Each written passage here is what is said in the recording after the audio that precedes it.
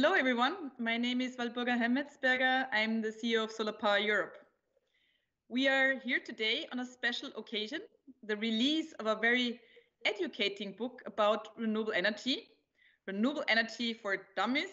That's not the French version, but it's in its French edition. It is launched today. I have the very great pleasure to have the co-author here with me today, Eric Scotto, President of the Akuo Foundation and CEO of Akuo Energy, and Francesco Director General of IRENA, the international authority, I would say, when it comes to renewable energy. Great to have you both here today. The three of us are renewable specialists, and our world is renewables. We're in a renewables bubble. We see that renewable energy is becoming more and more mainstream. We also see, for example, that traditional energy sectors, oil and gas companies are investing in renewables. When I am talking to some of my friends who are not in the renewables business, you understand that there is still a lot of misperception about renewable energy. So the book you're presenting today is, as I understand, it's really serving the purpose to providing citizens with the necessary information to understand what politicians, what companies, what we are talking about. And just because at the end of the day, energy is the citizens' business in a way, and renewable energy should feed their needs at an affordable price and without putting at risk the planet. So let me and the audience today get more insights about the book and about how citizens can be taken along in the energy transition from both of you. But before going into details, I'm curious. I would like to know what inspired you both in your personal journey to join the renewable energy adventure, and when did your journey start? Could I hear from you first, Francesco? The time came from where I was working on projects. So I was introducing the cost-benefit analysis in decision-making in my country. So cost-benefit analysis, externalities. So also trying to understand the relation between economic analysis, environmental analysis. And then after that, the sustainable development came into my sphere of interest. And then how important is the energy in the sustainable development context. So the climate negotiation after the Kyoto protocol, and then the road to Paris. So it brings me to be more focusing, but more than renewables. I wish to say always on the energy transition. So this is my actual focus. So this was the path in 2 words. Thanks, Francesco. And Eric, when did you get into renewables? In 2003. Actually, it's a story of book. A colleague of mine told me to read a book, and I read it. It was a book from Lester Brown called Eco-Economy. And to be honest with you, he was already describing how the global economy could be restructured to make it compatible with the Earth ecosystem. He was already talking about H2, hydrogen power, fuel cell, wind farms, city designs for people and not for the cars. And believe it or not, I quit my job in the finance, and I started to try to enter into that world. And I said to myself, what can I do? And in 2004, I started to build a wind farm. That's exactly the way I started. And now you want to inspire others with a book to do the same, I understand. Eric, you're a businessman. How did you get this idea of writing a book? Maybe it was because you were attracted by a book, but I would like to hear from you. And why the need to explain renewables from your perspective? It's simple. When we started in 2003, we wanted to tell the people, and we wanted to push for a new model for energy, which will be decentralized and renewable. Since then, almost 20 years, we've been pushing hard, and it has been hard at some point, but can you imagine you have to change an entire system? So you need a lot of resilience to do it, and we've been working hard with the team to make it happen. And for us today, we really think that in Akuo and with our colleague, we really think that renewable energy is the mainstream. It is the mainstream today. But that's our perception. That's becoming the perception of the politician, becoming the perception of the financial industry. Since the Paris Agreement, since the COP21 in 2015, most of the financial institutions, they understood that. But realizing on an everyday basis, when you're having a dinner, when you're talking with people, you're realizing that there is so many false information. So there is disinformation. There is sometimes people they don't know. And everybody's talking about renewable energy, thinking it's complicated, thinking it's still expensive. So I said to myself, if we really want to make it, now we want the financial battles. We want the technical battles. Now we need to convince the citizens that renewable energy is for now and it's forever. So it was really time to explain. And what we need to do is to explain, and explain, to make the people understand that it's the time of the choice of the citizen. And as you said in the introduction, if we are globally all together making that choice, it will work. So we thought it will be the right time to write a book. It's a little bit old-fashioned, but the book you keep it remains. You can go to it and look chapter after chapter. And we thought it would be a good idea to do it, and that's why we made it. Francesco, I can imagine from Irina's side that you're very happy with such initiatives. Do you experience the same sort of information shortages as just described by Eric? We have two phases of the lack of information that sometimes we can call data. So the part that is not, in many parts of the world, still the data are not sufficient for a good planning and also then for making the right choice in terms of policies. So this is something, an area where we have to improve. And concerning how the people perceive the renewables, I think we all three are working in this area in our respective capacity. So a lot has been already done, in my point of view, but a lot has also to be done. So I think that spreading the message, make people be closer to the needs of the energy transition and renewables, I think is important. And Eric, you have been touching about misconceptions which people have. You're talking to. Could you give us examples? What are one or two, false ideas you come across when you talk to people about renewable energy? And could you maybe also explain how you, in your day-to-day work, are addressing these misconceptions? And then, Francesco, I would also like to hear from you. I think, Walburga, I think we could be able, we can write an entire book about misconception. There is so many false ideas around. I give you an example. Big holes. What's happening is like it's not a revolution. It's an evolution. And one of the reasons we wrote this book is also because we were fed up of hearing around that everything will become nicer in 2050, So there is one of the idea, which is to tell the people we cannot wait 2050. We have to do it now. And one of false idea which we hearing all the time, for example, is can you recycle PV panels? You cannot recycle PV panels. This is wrong. This is wrong. You can recycle 95% of the glass from the PV panel. 85% of the silicon can be recycled. We are reusing the metal, the semiconductor, and there is an entire industry which is emerging. Of course, it was not ready. Why? Because PV panel, we are using it for decades.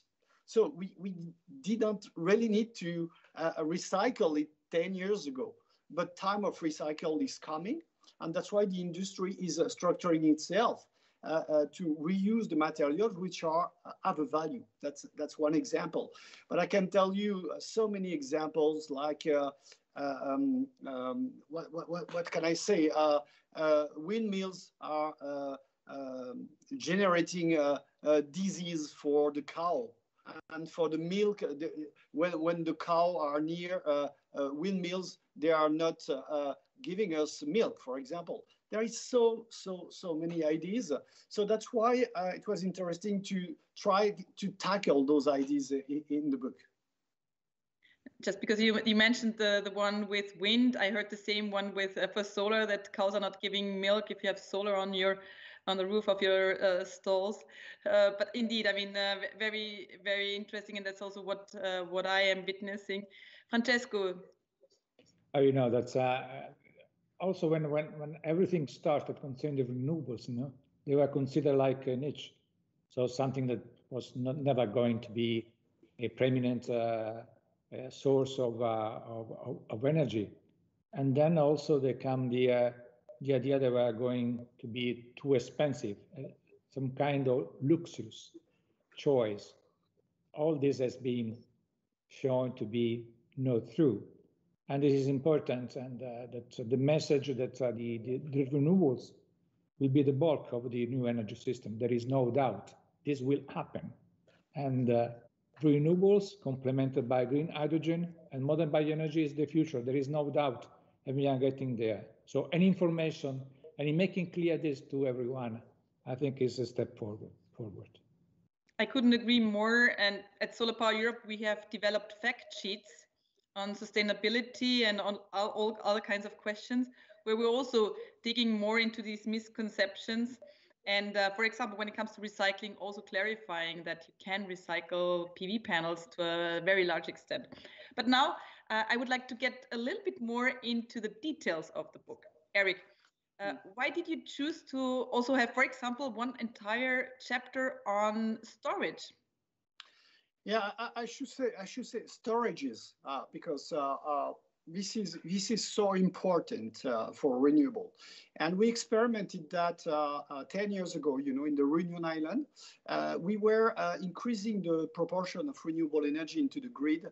It's an island of 100 kilometers long, 50 kilometers large, a volcano in the middle, and 800,050 people. So a lot of people for such small island. And we reach 30% of renewable energy into the island.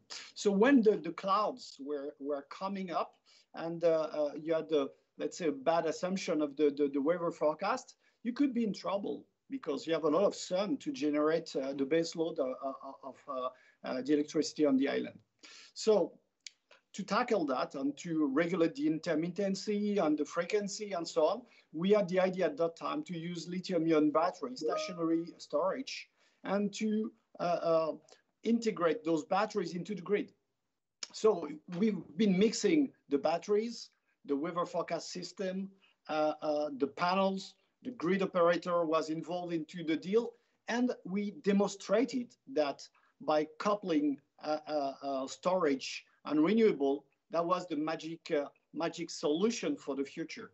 When I'm saying storages, it's because maybe we will find other way to do storages, huge volume of storage, which is absolutely necessary in the future. And Francesco mentioned that there is new solution with hydrogen also that are coming up. It's really a question of volume and prices. So the combination of artificial intelligence meets the demand and the offer, of course, which is important, renewable energy, storages, and then we can start not to dream, but to demonstrate that in some cases, and in most of the cases in the future, renewable energy can respond to 100% of the needs of a grid. And that's why we have an entire chapter. It's because it's an entire and it's very, very important part in the equation of renewable energy. Francesco, Eric was just referring to storage, which is super important for the self-sufficiency, and that is becoming obviously very very evident when you look at islands. From maybe you want to add something on why renewable energy is such an obvious solution for islands in particular. There are many reasons for that. So the first reason could be costs. So now the small islands are they provide for their energy needs through the use of diesel that is very expensive. So the first thing is the cost. It took much of their budget to have the energy that they need. The second is the scale, because renewables can really adapt the scale of their presence in the island, depending how large are the islands, on how much energy is needed. So with the renewables, you can really make the scale be fitting with the needs of the islands. And also there is the obvious consideration that islands, they have the wind, they have the sun, and they have the ocean. So they are really the one that has to go for renewables. And provided for a cleaner energy system, for a clean environment, is the best also way to attract tourists to their economy. Another zoom into some of the chapters, Eric. The book also tackles the link between energy and agriculture. Why is that? I mean, I could answer that as well, because at Solar Power Europe, we have an agri-PV work stream. But I want to hear from you. I love when you say agri-PV, and I love when Francesco is talking about islands, because islands are laboratories. You know, they are concentrating all the problems on a small territory. So if you know how to do it on island, you will be successful everywhere on mainland. So for agriculture, it's very simple. It's the lack of space. You need to feed the people, and you need to give access to energy to the people on a small territory. How can you do that?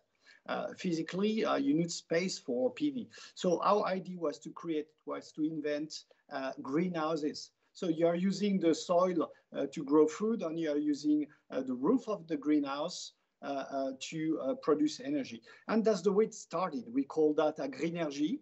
And today you call that agri-PV. In France, they call that agrivoltaism. So I'm so happy everybody's talking about that now, because we have to avoid conflict of in the lands, even on mainland. Knowing the quantity of renewable energy we need space. So we have to be smart and share the space and co-design project together with the farmers. And it works. So in this chapter, you will see example of experiences we made, which are today live and need to be copied. So please copy us. We are giving the topic anyway a lot of visibility in our work, because I find it super fascinating. Francesco, and that's the last question on the book. Chapter 5 of the book is also about how renewable energy how the situation of renewable energy is in the world. I mean, you're representing the International Energy Agency. So how has the COVID crisis affected the development of renewable energy? So, you know, at the beginning of the pandemic, we had many voices say that the pandemic was a killer for the renewable energy. And I remember the date where we came and say that it was going just to be the opposite. And in my mind, it was for the, for the costs, but also for easiness of renewables. So already we thought that the renewables were the most resilient way to produce energy. So they were to be ready to adapt to the situation. In fact, we have experimented. I share renewable into the grid, but the most impressive data coming from the last year is the new added capacity of renewables, 260 gigawatts. It means more than 50% of the added capacity in a normal year. And this was spectacular. And we have commented that this has been a sign of resilience of the system, but also a sign of hope. because if you want to go to be in line with the Paris Agreement, we need to have renewables increasing their presence in the energy system dramatically. So this, I hope, is a good sign. And I hope that the recovery and resilience plans all over the world will even emphasize, and develop renewables even more. A final question to both of you. What should be the next book starring renewables? Maybe, Eric, you're already writing one, but what should it be in any way? You know, by training, I'm an historian. So my dream is to write, the next book will be a book about renewable energy, explaining that at some point in the history of the people, the people, they prefer to spoil the earth than to use renewable energy. So that will be the next book, an historical book. Okay, very good. Walburga, is that I don't know if you know this, but in the last 2 years, we have changed the format of the report of ARENA. So they can really look like as a book. So the most book that will be starring the Renewable will be our full World Energy Transition Outlook that will be released in June. That will be the book. Perfect. Thank you both very much for the interview. Thank you, Walburga. Thank you, Francesco.